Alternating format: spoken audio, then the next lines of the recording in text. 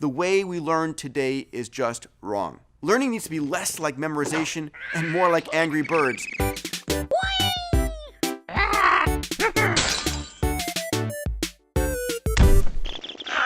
50% of school dropouts name boredom as the #1 reason that they left. How do we get our kids to want to learn? The challenge is in the old-style educational system, you start at an A, and every time you get something wrong, your score gets lower and lower and lower.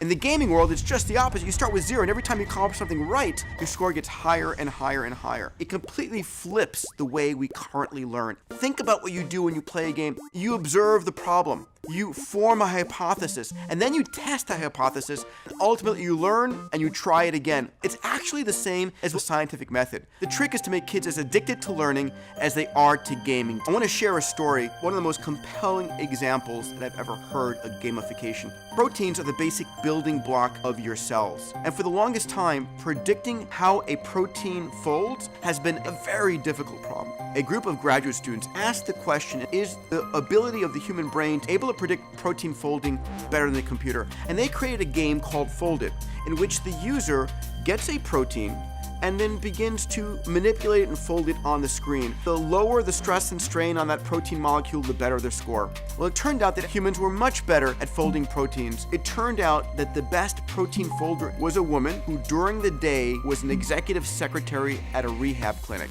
and who at night became the best protein folder on the planet.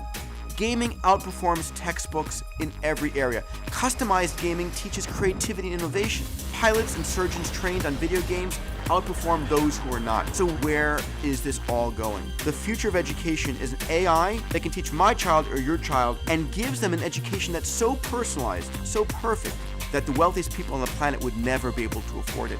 That's a future in which education is much better than we can possibly ever imagine.